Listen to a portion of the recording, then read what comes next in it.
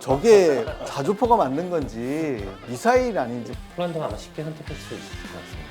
이후의 꿈도 꿈에 그치지 않고 저희한테 실현되지 않을까. 아픈 상처가 있는 거죠. 그걸 우린 가서 따뜻하게 만져줘요. 우리도 똑같았단다. 지금까지 우리나라 K 무기가 굉장히 우수한 얘기를 굉장히 많이 했는데요. 제가 이런 얘기 예전에 한번 들었었어요. K9 자주포 개발할 때 초기 그 엔지니어분한테 들었던 얘기인데 뭐가 있었냐면 진짜 가시밭길을 걸어서 피해강을 건넜다.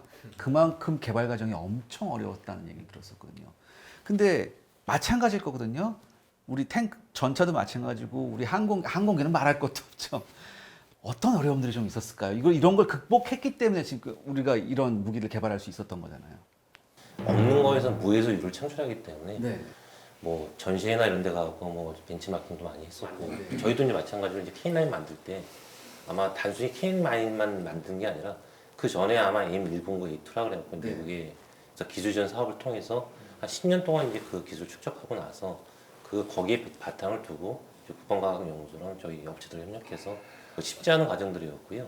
거기 참가했던 분들 얘기 들어보면은 그 와중에 뭐 다치셨던 분도 계시고 그다음에 뭐 사고도 있었고 또 그런 우여곡절을 많이 거쳐서 뭐 개발했던 거라서 저희도 굉장히 소중하게 생각하고 있고 또 그 마음도 이어받아서 저희도 이제 계속 그 추가적인 개발을 좀 하고 있습니다. K2 전차 어땠나요? 개발 과정. K2도 참 뭐 개발 과정을 얘기하자 그러면은 뭐 한두 끝도 없이 뭐 해야 되는데 근데 제일 센 거 하나만 얘기해 주세요.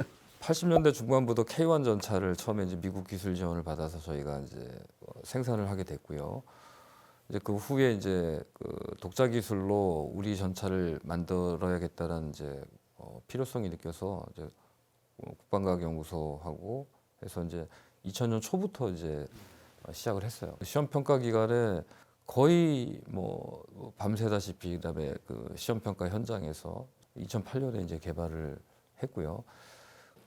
카이라든지 한화에서는 이제 여러 그 나라에 이제 수출을 하는 쾌거들을 뉴스로 많이 접하면서 언젠간 K2도 뉴스에 나와야 될 텐데 하면서 그동안 뭐 저희 현대로템이 가만히 있었던 건 아니고 그 이번에 하여튼 폴란드를 계기로 해서 이제 그런 부분들에 대해서도 저희가 확실하게 이제 근거가 생겼으니까 주변국들 그다음에 그동안 좀 이렇게 바라보고 있던 나라들에서도 요즘에 다시 또 연락이 옵니다. 그래서 이런 기회들을 잘 활용해서 더 좋은 그런 성과로 나갈 수 있도록 하여튼 할 예정입니다. T50은요. 제가 예전에 전 사실 T50을 깔때 봤거든요. 제가 뭐 어떤 기억이 나냐면 창고에서 목업 이렇게 밧줄로 직원들이 끌고 나오는 거 본 기억이 있어요, 제가. 그래서 그때 다 모였던 기자들이 무슨 생각했었냐면 저 진짜 될까라는 생각을 굉장히 많이 했었거든요. 그다음에 기사 중에서 그때 당시에 나온 기사 보면은 좀 비관적인 기사도 적지 않았었어요. 예. 어땠습니까? 항공기야말로 진짜 하실 말씀 많으실 것 같은데. 초기에 이제 체개발이 시작이 될 때 2007년도에 저희들이 다 모였는데 그때는 한 70여 명의 엔지니어가 모였어요. 그리고 이제 시작을 하게 되는데 사실 초음속 항공기 개발이라고 하는 게 사실 꿈이었잖아요. 꿈이 아니라 거의 불가능하다고 봤죠. 다.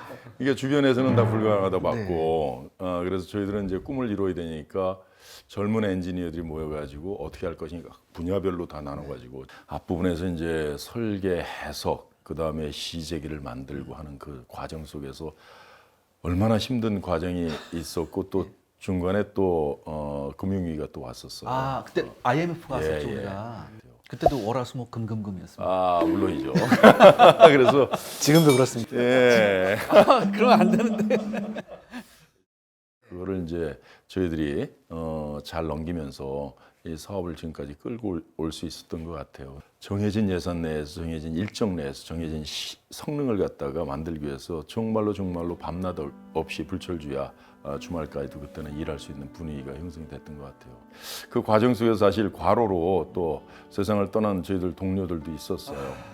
그때 그 장례시장 가가지고 상당히 많이 울기도 하고 또 가슴을 또 끌어안고 또 거기서 한번 떠난 동료들을 위해서라도 우리가 정말로 목표를 만들어 보자 하는 그런 다짐을 했던 그런 기억도 납니다.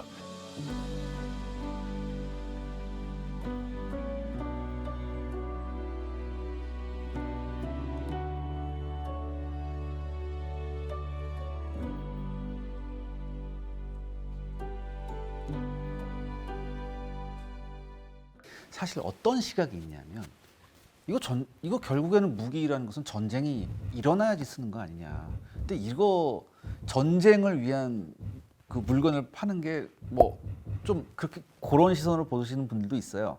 근데 사실 이게 아까 여러 번 말씀 나왔지만 이게 전쟁 억제 기력이라는 부분이 더 중요할 것 같거든요.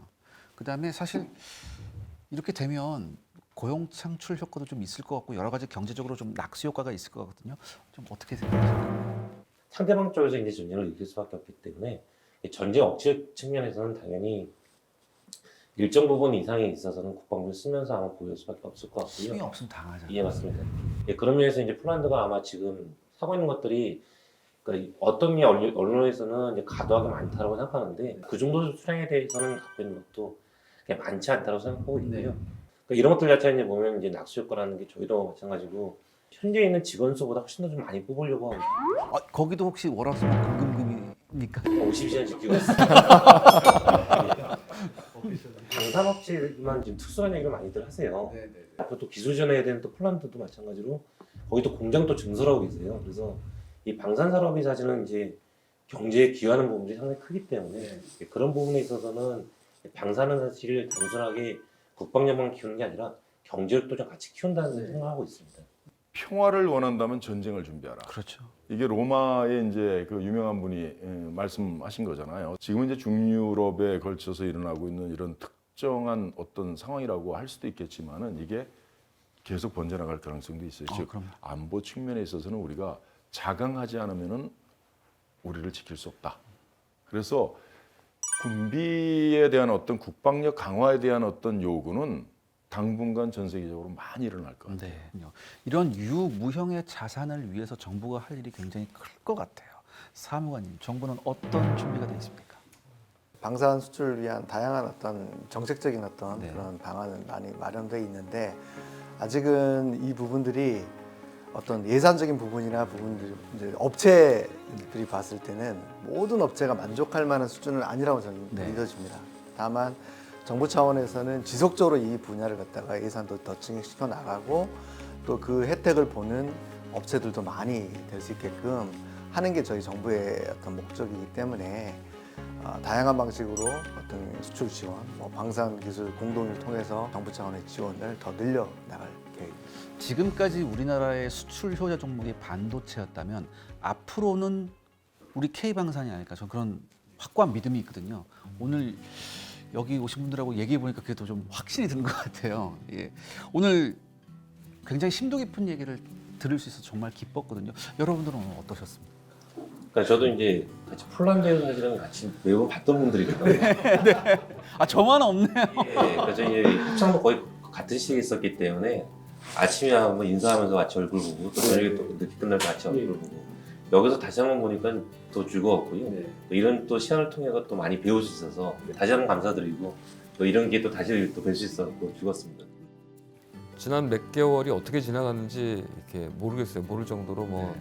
정신없이 뭐 지나갔는데 폴란드 현지에서 협상하는 과정에서 방사청이 정말 적극적으로 그 역할을 많이 해주셨어요. 직접 그 고위급하고 여러 차례 해주셨고 수시로 뭐 한 라인 통해 가지고 각사들의 그 협상 진행되는 부분들을 다 체크하시면서 필요한 부분들은 바로바로 지원을 해주시고 그런 부분들을 통해서 하여튼 뭐 계약 체결까지 뭐 이루어질 수 있었는데 진정성을 저희가 보이고 이제 협상을 임한다면 아마 더 좋은 그런 소식들로 또 같이 할 수 있을 거라고 그렇게 생각을 하고 뭐 여러분들 만나서 이렇게 얘기할 수 있게 돼서 되게 반가웠습니다. 네. 고맙습니다.